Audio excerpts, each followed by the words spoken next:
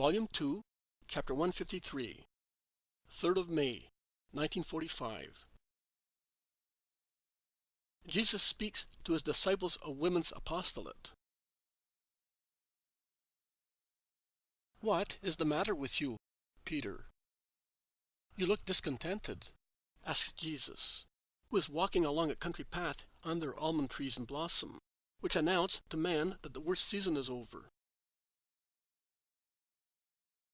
"I am thinking, Master." "You are thinking, I know. But you do not seem to be thinking of happy things.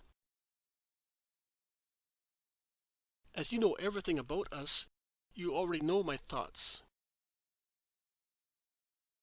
"Yes, I do. Also, God the Father knows the needs of man, but he wants in man the intimacy that discloses his needs and asks for help. I can tell you that you are wrong in being vexed. So my wife is not less dear to you." "Of course not, Peter. Why should she? There are many dwelling places of my Father in heaven, and many are the tasks of man on the earth. They are all blessed, provided they are fulfilled in a holy manner. Could I possibly say that all the women who do not imitate the Marys and Susanna are disliked by God? Certainly not. Also, my wife believes in the Master, but she does not follow the example of the other women," says Bartholomew. "Neither does my wife nor my daughters. They are staying at home, but they are always ready to give us hospitality, as they did yesterday," says Philip. "I think my mother will do the same. She cannot leave everything. She is all by herself," says the Iscariot. "It is true. I was sad because I thought mine was so little. Oh, I cannot explain." "Don't criticize her, Peter. She is an honest woman," says Jesus. "She is very shy.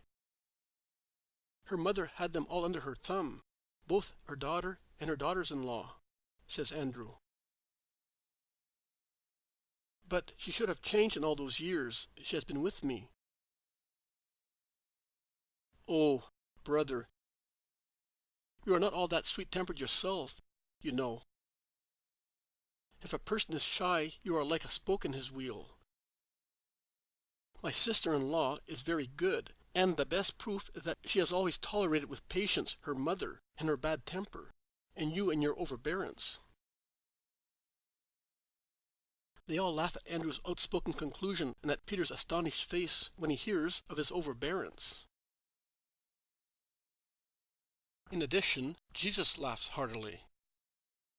He then says, "The faithful women who do not feel like leaving their homes to follow me are equally useful to me by staying at home.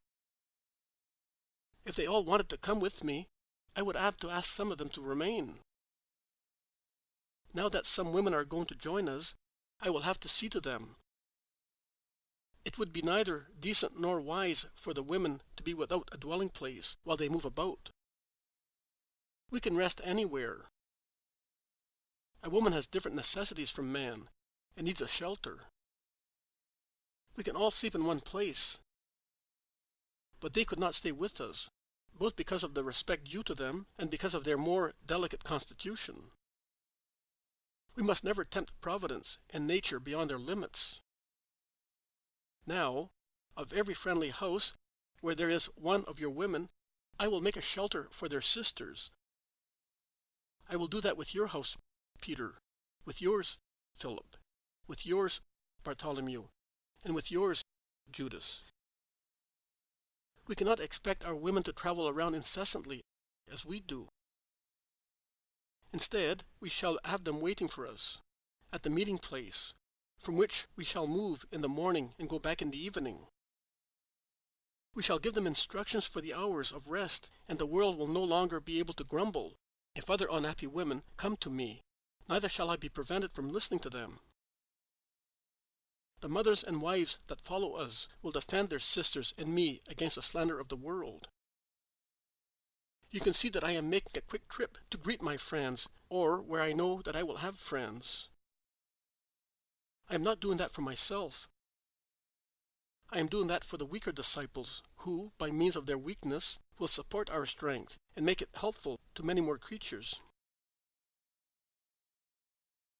You said that we are going to Caesarea now. Who is there? Creatures seeking the true God are to be found everywhere. Springtime is already announced by the pinkish-white almond blossoms. The cold days are over. In a few days' time, I will decide upon the places where we shall stop and shelter the women disciples, and we shall start moving around again to spread the word of God, without worrying about our sisters, without any fear of slander, and both their patience and their kindness will be a lesson to you. The hour of rehabilitation of women is almost here.